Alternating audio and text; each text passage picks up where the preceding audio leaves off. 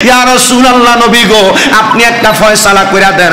আল্লাহ তাআলা চাইলে আল্লাহ ফয়সালা দিতে পারতেন। আল্লাহ কয়, বন্ধু আমার, দোস্ত আমার, আপনার সম্মান, আপনার ইজ্জত আমি আপনি নবীর উপরে দায়িত্ব প্রদান করলাম। আমার দয়াল নবী রহমাতুল লিল আলামিন নবীজিকে যখন দায়িত্ব প্রদান করা হইল, আমার নবীর ঘাড় মোবারকের মধ্য থেকে নবীর চাদর মোবারক বাহির কইরা আমার নবীর চাদর মোবারকটারে এমন ভাবে ছড়াইয়া দিয়া চারজন ফ্যামিলির মানুষকে বললেন, আপনারা চারজন চলে যান। চারজনকে বললেন, আপনি চাদরের এই মাথার মধ্যে ধরেন। আরেকজনকে বললেন, চাদরের এই মাথার মধ্যে ধরেন। আরেকজনকে বললেন, চাদরের এই মাথার মধ্যে ধরেন। আরেকজনকে বললেন, চাদরের এই মাথার মধ্যে ধরেন। এমন ভাবে চার মাথার মধ্যে চার ফ্যামিলির মানুষকে দিয়া ধরায়া আল্লাহর হাবিব কয়, একজন ফ্যামিলির মানুষ হাজরে আসওয়াদ কাবার মধ্যে বসাইবে না। যেহেতু আপনারা চারজন ফ্যামিলির মানুষ দাবি করলেন, এখন আপনারা চারজন পাথরের সারকোনার মধ্যে ধইরা একসাথে হাজরে আসওয়াদ স্থাপন কইরা দেন। ইয়া রাসূলুল্লাহ, ইয়া হাবিবাল্লাহ, এরা আপনারা সমাধান মানছে কিনা? আমার নবী কয়, আল্লাহর কসম রে ও জগতের মানুষেরা, আমার আল্লাহ আমি নবীর সম্মান এত বাড়াইয়া দিছে। আমি নবী চার ফ্যামিলির মানুষকে বলার সাথে সাথে চার ফ্যামিলির মানুষ একসাথে পাথরটারে নিয়ে হাজরে আসওয়াদের মাকামে মাহমুদ হিসাবে কাবা শরীফের ওয়ালের সঙ্গে এমন ভাবে লাগাইয়া দিছে, কিয়ামতের এক সেকেন্ড আগ পর্যন্ত আমি নবীর গুনাহগার উম্মতেরা মক্কা শরীফের ভিতরে আসবে। মক্কার মধ্যে আইসা এই হাজরে আসওয়াদ কালা পাথরের মধ্যে সুমা দিব। এই কালা পাথরে সুমা দিলে আমার উম্মতের জীবনের গুনাহ মাফ হইয়া যাইব। ইয়া রাসূলুল্লাহ নবী গো, উম্মতের জীবনের গুনাহ মাফ হইয়া যাইব। নবী গো, উম্মত তো জীবনে অনেক গুনাহ করব, গুনাহ করার কারণে কাবা শরীফে আইসা পাথরের মধ্যে সুমা দিলে গুনাহ মাফ হইব। নবী গো, আপনার উম্মত হজ কইরা বাড়িতে যাওয়ার পর আবার গুনাহ করব। আমার নবী কয়, কলবের মধ্যে আবার গুনাহ লেখা হইয়া যাইব। নবী গো, কলবের মধ্যে গুনাহ থাকতে থাকতে উম্মত যদি আরেকবার হজ করার আগে, আরেকবার কাবায় যাওয়ার আগে উম্মতের আমল নামায় গুনাহ থাকে, তাহলে ওই উম্মত মারা গেলে তো দুজকে যাইব। আমার নবী কয়, না রে উম্মত, না না না, ওই উম্মত যদি মক্কা শরীফে যায় হজ করার পরে মক্কা শরীফ থেকে গমন করতে করতে করতে করতে মদিনা শরীফে যায়, আমি নবীর রওজা আতহারের মধ্যে যাইয়া একবার আমি নবীকে আসসালাতু আসসালামু আলাইকা ইয়া রাসূলুল্লাহ বলে সালাম দেয় রে, আল্লাহর কসম উম্মতে মুহাম্মদি মনে রাখবা, আমি নবী রহমাতুল লিল আলামিন নবী ঘোষণা করলাম, ওই উম্মত আমি নবীর রওজা মুবারকে সালাম দেওয়ার কারণে আমি নবী কিয়ামতের আগ পর্যন্ত ওই উম্মত কবরে থাকবে। কিন্তু কবরে যাওয়ার পরে রওজা আতহার থেকে আমি নবীজি ওই উম্মতকে বাঁচানোর জন্য তার কবরের মধ্যে হাজির হইয়া যাইব। নবী গো, ইয়া রাসূলুল্লাহ, ইয়া হাবিবাল্লাহ নবী গো, তাহলে বুঝলাম কাবার মধ্যে যাইয়া হাজরে আসওয়াদ কালা পাথরে সুমা দিলে গুনাহ মাফ হয়, কিন্তু আবার উম্মত গুনাহ করলে কলবে গুনাহ জমা হয়। কিন্তু ওই হাজরে আসওয়াদ কালো পাথরে চুমা দিয়া মদিনা শরীফের মধ্যে যদি যায়, আপনি নবীজি ওই উম্মতকে সুপারিশ করবেন। এবার শুনেন আমার জ্ঞানী গুণী ভাই বাবারা, জীবনে গুনাহ করলেন, অন্যায় করলেন, আল্লাহ মাফ কইরা দিল। মাফ পাওয়ার পরে ওই উম্মত আবার গুনাহ করবে এমন অসুবিধা, এমন গ্যারান্টিও আছে। কাবায় যাই হজ করলাম, কাবার হাজরে আসওয়াদ পাথরে চুমা দিলাম, জীবনে আমল নামার গুনাহ সব মাফ। মাফ না? সব মাফ। কিন্তু কাবা থেকে যদি আপনি মদিনায় না হয়ে চলে আসেন, আবার আপনি নামাজ ছাড়লেন, আবার আপনি গুনাহ করলেন, মিশা কথা কইলেন, আবার গুনাহ আছে না নাই? গুনাহ আছে না নাই? আমার নবী কয়, গুনাহ করছো, কাবার হাজরে আসওয়াদে চুমা দিছো মাফ, কিন্তু আমি নবীর রওজায় যাইয়া সালাম দিছো, একবার সালাম দিলে আমি নবীর সুপারিশ তার জন্য ওয়াজিব।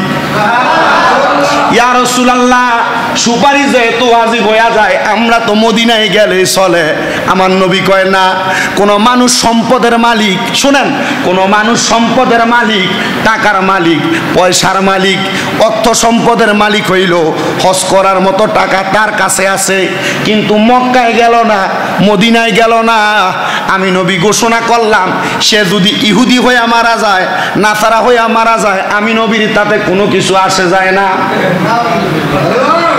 হ্যাঁ, আপনি টাকার মালিক, পয়সার মালিক, ব্যাংক ব্যালেন্স করে রাখলেন, আমার নবী কয় হজ করে নাই। নবী আমার কয়, এই ব্যক্তি ইহুদি হইয়া মারা গেলে, নাসারা হইয়া মারা গেলে আমি নবীর তাতে কোনো কিছু আসে যায় না। নবী আপনি না উম্মতের পাগল। আমার নবী কয় উম্মত যদি আমার পাগল হইতো আমার কথা মানতো।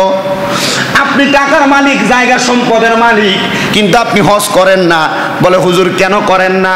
কারণ কি? বলে হুজুর আমি যদি এই টাকা দিয়ে আমার জায়গা সম্পত্তির অর্ধেক বেচে হজ করি, আমার ফুতে থাকবো কই, আমার মেয়ে থাকবো কই? আমি জানতে চাই আপনার কবরে আপনার ছেলে যাবে, মেয়ে যাবে, আত্মীয় স্বজন যাবে, তো আপনি আপনার সন্তানের জন্য জায়গা রাইখা যাবেন, এই জায়গা আপনার কবরে নিয়ে যাবেন। যদি কোনো কিছু না করতে পারেন তাহলে কেন আপনি আপনার সন্তানের জন্য সম্পদ রেখা হজ করেন না, টাকা রেখা হজ করেন না, সম্পদ রেখা হজ করেন না? আল্লাহর দোহাই লাগে রে মুসলমান, আল্লাহর দোহাই লাগে।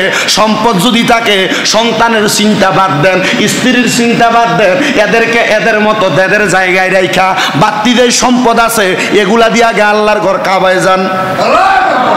সুবহানাল্লাহ নাই? আর মুহাব্বতের আওয়াজে কন্যা সুবহানাল্লাহ। এই জন্য হায়াত যতদিন আছে অনেকে চিন্তা করে বয়স আর কত হজ করমুই তো জিনা।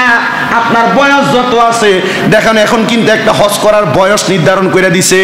এত বছর বয়সের বেশি হইলে হজও যাইতে পারবে না, বড় হজে যাইতে পারবে না। মনে করেন 60 বছরের বেশি হইলে এটাকে আর হজ গমনে নিচ্ছে না। কেন? এটা হাঁটতে পারে না, মানুষের ভাড়া খেয়ে মরে। সৌদি সরকার এটাকে কন্ট্রোল করতে কষ্ট হচ্ছে। এজন্য নির্দিষ্ট বয়সের আগে হজটাও করা দরকার। সুবহানাল্লাহ করবেন না?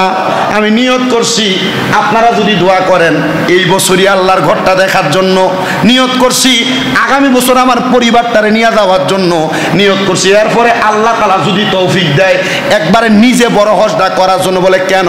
কারণ আপনার সম্পদ থাকবে, হয়তোবা আল্লাহ তাআলা এমন একটা কঠিন রোগও দিতে পারে যেটা আপনারা সব সম্পদ একবারে টান দিয়ে নিয়ে যাবে, কিছুও করতে পারবেন না। আর সামান্য একটা বিসি যদি শরীরের মধ্যে ফুটে, গোটা ফুটে, এই গোটাটারে আপনি সারানোর মতো অর্থের মালিক এখনো হন নাই। তো এ টাকা পয়সা সম্পদের মায়া ত্যাগ কইরা এখন থেকে নিয়ত করেন মক্কায় যাওয়ার জন্য। মক্কায় যাইতে পারলে মদিনা যাওয়া নিশ্চিত। সুবহানাল্লাহ। এই জন্য বাবা মদিনা শরীফের ফজিলতের বয়ান আল্লাহর নবী রহমাতুল লিল আলামিন নবী কয় যে দুনিয়ার জমিনের ভিতরে ওয়া আজমাউল উলামাউ সালফানা ওয়া খলফান আলা আন জিয়ারাতা রাউযাতিহি সাল্লাল্লাহু আলাইহি ওয়াসাল্লামা মিন আফদালিল কুরবাতি ওয়া আলামাতিল মুহাব্বাতি লাহু। আমার আল্লাহর নবী রহমাতুল লিল আলামিন নবীর রওজার সম্মানার্থে বলা হচ্ছে সকল উলামায়ে কেরাম ঐক্যমত নবী করিম সাল্লাল্লাহু আলাইহি ওয়াসাল্লামের রওজা জিয়ারত করা আল্লাহর নৈকট্য লাভের সর্বোত্তম মাধ্যম। আল্লাহ তাআলারে পাওয়ার জন্য সর্বোত্তম মাধ্যম হলো, সর্বশ্রেষ্ঠ মাধ্যম হলো নবীজির রওজা জিয়ারত করা। ফতুয়া স্বামী 352 নম্বর পৃষ্ঠা। আল্লাহ তাআলার নৈকট্য লাভের জন্য সর্বোত্তম মাধ্যম হলো নবীজির রওজা জিয়ারত করা। শুধু তাই নয়, আমার নবীজির আলেম ওলামা যিনারা আছেন ওনারা বলেন ও আলামাতি মুহাব্বতি। কেউ যদি নবীরে ভালোবাসে এটা তার মুখ দিয়া বলে, কেউ যদি নবীরে ভালোবাসে বলে, এই ভালোবাসার মুহাব্বতের আলামত, মুহাব্বত এটা যে ভালোবাসে এটার পরিচয়, এটার প্রমাণ হইল এই ব্যক্তি নবীজির রওজা বেশি বেশি জিয়ারত করবে। এক শ্রেণীর মানুষ এই যে হজের মাস আসছে দেখবেন ফতুয়া শুরু হয়ে যাবে যে হজ করতে যাবেন, মক্কায় গেলে চলবে, মদিনায় যাওয়ার দরকার নাই, মদিনা হজের অংশ না। না রে না, তাহলে বোঝা গেল মদিনা যদি হজের অংশ না হয়, মক্কায় যে হজ করে চলে আসলেন, আসার পরে আরো গুনাহ আসেনি, গুনাহ করলে গুনাহ হইবনি। কিন্তু যদি মক্কায় যে হজ কইরা মদিনা জিয়ারত করেন, এই গুনাহ যদি করেন আল্লাহর কাছে মাফ চাইলেন, আবার মরণের আগে মাফ চাওয়ার সুযোগও পাইলেন না। শুধু নবীর রওজা জিয়ারত করার কারণে নবী বলছে তার জন্য সুপারিশ আমি নবী করব।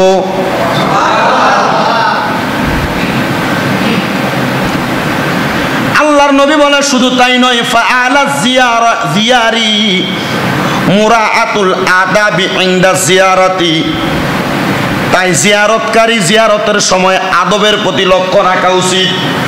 যত জায়গা জিয়ারত করেন, ভ্রমণ করেন, সব জায়গা ভ্রমণ করা এক ব্যাপার, নবীর রওজা ভ্রমণ করা আরেক ব্যাপার। সব জায়গার ভিতরে গেলে আপনি বাহাদুরি দেখাইতে পারবেন, নবীর রওজায় গেলে বাহাদুরি দেখাইতে পারবেন না।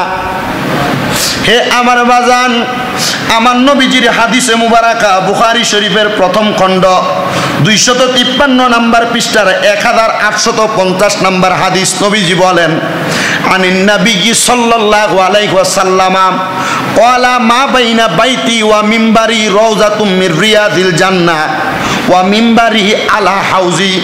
আমার নবী বলেন, আমি নবীর ঘর, আমার মিম্বরের মধ্যবর্তী স্থান হলো জান্নাতের বাগান। মনে করেন মদিনা শরীফ হলো এটা আমার নবীর মিম্বর, এখান থেকে 50 গজ দূরে হইল, 100 গজ দূরে হইল নবীজির হুজরা মুবারক, ঘর মুবারক, যেই ঘরে আমার নবী ঘুমাইতেন। আমার নবী বলেন, আমি নবীর মিম্বর, এই মিম্বর থেকে আমি নবীর ঘর মুবারক, এই জায়গাটা হলো 8টা জান্নাতের একটা অংশ।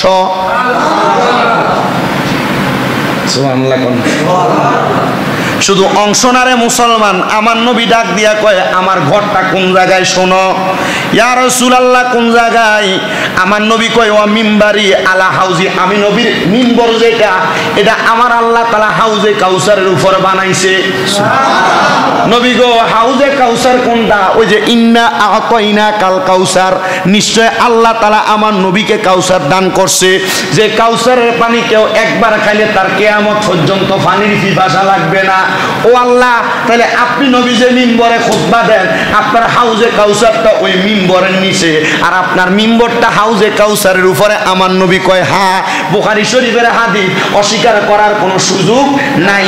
ও বন্ধু আমার, আরেকটা হাদিস শোনায়া দেয়, মুসলিম শরীফের প্রথম খণ্ড 440 নম্বর পৃষ্ঠার 1362 নম্বর হাদিস। আল্লাহর নবী বলেন, ইন্না ইব্রাহিম হাররামা মাক্কাতা, আমার আল্লাহ তাআলা ইব্রাহিম নবীর কারণে মক্কা শরীফের সম্মানিত বানাইছে। আবার শুনেন, ইব্রাহিম নবীর কারণে আমার আল্লাহ তাআলা মক্কা শরীফকে সম্মানিত বানাইছে। ইয়া রাসূলুল্লাহ, আপনি কি বুঝাইতে চাচ্ছেন? আমার নবী কয়, ওয়া ইন্নী হাররামতুল মাদিনাতা, আমার আল্লাহ আমি নবীর কারণে মদিনা শরীফকে সম্মানিত বানাইছে। তাহলে মদিনারে কেন আমরা ভালোবাসি, মদিনারে কেন আমরা মুহাব্বত করি? কারণ আমার আল্লাহ তাআলা আমরা যেই নবীর উম্মত, ওই নবীর কারণে মদিনাকে সম্মানিত বানাইছে।